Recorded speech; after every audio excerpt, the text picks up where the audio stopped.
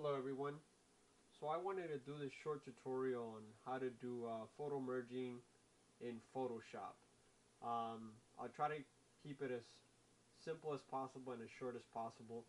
I'll show you my method of doing this. Of course there are different methods to doing it, but this is the way I do it. So we'll get started here on Bridge. Have all my photos separated into different groups here. These all need to be edited, unfortunately. But here's the one that I'm looking at. These that I've tagged as yellow. So we're going to go ahead and select all of them. And we are going to open them in Bridge. The reason we actually do this is you want to be able to edit all of these prior to actually doing the stitch individually. So you're going to go here, top left, select all. Once you select them all, anything you do on one of them will happen with all of them. You can see it here. So what we want to do here is just, I won't spend too much actually doing this here, just minor changes. And what you want to do is you want to click on different ones here just to get different views on the edits that you've done so far. But then you don't want to forget to select all again and go back to editing all of these. So vibrance was a little high here. Maybe pick up some shadows from in here, this rock or whatever. Take the highlights down again, and it looks like we're kind of there. So again, I don't want to spend too much time on this. This probably wouldn't be how I do the final edit. This is just a processing of. So we're going to select all, done, and now if you notice here, it's going to apply the edits to all of these. So now that we've done all that, we have all of these selected. These are 6 shots. We're going to go up here to Tools.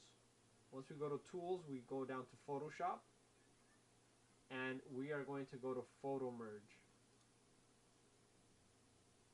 It's going to take it over here to Photoshop, and a prompt is going to come out. Alright, when this prompt comes out, you want to select all of these. So Shift, click all of them, and you're going to hit OK. At this point, Photoshop's going to go to work, and it's going to start stitching all of these together. Much easier than if you actually wanted to do this on your own. So this is all algorithmic based stitching through Photoshop.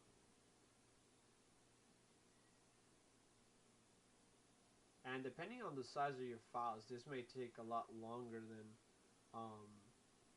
than your usual photo edits, simply because it's trying to stitch, in my case it would be 6,000 by 4,000 individual shots.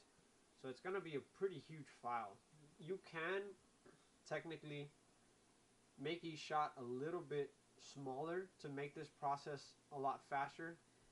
I personally don't do that, just because if I need to do any type of cloning or anything, I like to have the full file available to me. So everyone does their processing a little bit different, but I like to work the full file. It honestly doesn't take a really long time unless you're doing huge photo merges, which I have done. Some Bresner method type stitching. When you do that and you're doing excess of 40 pictures plus for stitching, you definitely don't want to do this. You might actually crash your program or your computer just trying to do that many files at once. So you would want to separate them into batches, or additionally you could actually just make them all a little bit smaller. So here we have the finished product. As you can see, again, this is 6, so each one I believe was taken vertically. I can't quite recall if each one was taken vertically or not in the portrait orientation. So being that I had it that way, and the way that you pan, this was somewhat of a circular landscape, so I had to pan a certain way in order to capture the shots, and you could see the effects. Excuse me. You could see the effects here on the sides of that panning in more of a circular motion. So what we want to do here first is we actually want to merge all these together. If you see on the right hand side, this is the stitch that has already happened in Photoshop. So we actually want to combine all these together, and to do that you just hit Control E, and you'll see it went down to one file. So now it's one whole file. And now you never want to work on the original one, so you're going to go to Control J, and now you're working on a copy here. So this is a copy of whatever we're doing. So whatever we do here, we could always delete, and we always preserve the original at the bottom. So here's a cool tool in order to fix this this weird like distortion. It's not really distortion, but it's really difficult to actually fix this through Photoshop Bridge or Raw, just because you'd have to actually save this file as a TIFF file in order to go in there and actually try to work that file after the fact. So I actually I like skipping that step, and in order to do that, and in order to fix the perspective, you actually go here to your crop tool.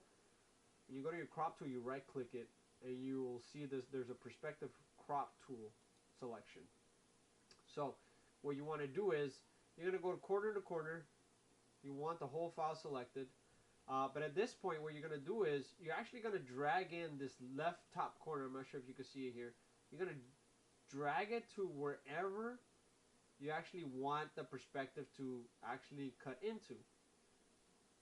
So if you see here, this is kind of grayed out here in this section. We're going to do the same to the right side here. Alright, so after you do that, you just hit enter or this check mark up here, and Photoshop's going to do the work. And basically what it's doing is it's taking a picture that's like this, and the perspective crop is actually going to correct it in this manner. So as you see, it has corrected it, it's pulled it out, so it's made the shot a lot more available on the sides. Obviously, there's still a lot of negative space here that I won't be able to use, unfortunately, but that's completely normal for panoramic shots like this. So now I've switched to the regular crop tool, right click crop tool, and we're going to bring this down to around this point right here. Remember, this is a panoramic stitch job, so we want more longness. At least I did. That was my anticipation for this. So I'm going to crop from up here. This is going to be ignored up here. However, here on the bottom, I would normally probably, because I like the water here and the perspective, so the composition allows me to put my subject here on the left hand side, and I wanted it to be around here, this opening around this third portion here in the bottom. So if I cut into it here, I personally think it'll be cutting in too much to the photo. I'll show you what I mean. I honestly wish I had a lot more body of water here in this shot, so I'm going to Control Z that, go back to my crop tool, crop in from the top here. But here, I'm simply going to crop around there, just to give me a little bit more water. And of course, you're going to see that this is all negative space here, but this can be corrected quite easily in Photoshop, just simply by cloning. So I'll show you a quick way to clone it. I'm actually not going to do the whole thing here, just so you get more of the sense of what's being done to photomerge and to fix a shot. But this is just extra stuff that I would do. So I take the clone tool here on the left hand side, right click it, clone stamp tool is already there by default. So what you want to do is with the brackets, open brackets, close brackets, you could make this smaller, bigger, and I want a brush that's not super big, let's say around there. And what you're going to do is you're going to hit Alt, you're going to sample an area here in the water, and then you're basically just going to start drawing in some water here. We obviously don't want this thick thing here, so we'll simply clone it out. Now the successful thing to do when you're doing cloning is getting from different sources. You never really want to get from the same source, because you'll be able to notice duplications. I'm not sure if you can see it here. This ripple is the same as that ripple, so you really don't want stuff like that. So you want to diversify your ripples, or in your case, whatever it may be. You want to diversify it. Just sample from different places here and there. Just get it from different areas. For right here, we actually don't want to sample from areas from here because it's going to look unnatural. This waterfall is falling down here, kind of like a pathway. So we are going to actually get a clone image from up there and we are going to follow the same line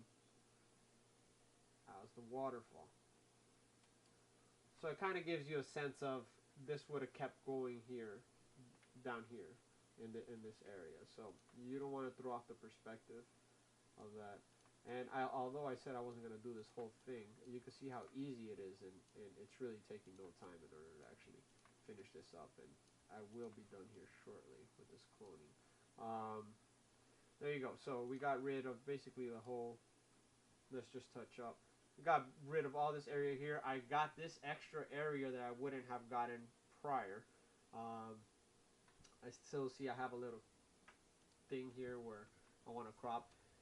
When you crop on a large portion like this, when you try to take it in, a lot of times it'll cut a lot more than you actually want to cut. So what you can do is hit Control +, zoom in, hold the space bar to move around, and now you can do it where you crop in, and it's going to crop in a little bit less. So the more you zoom in, the less you actually crop in from the whole overall picture. So zoom back out here, and there you go.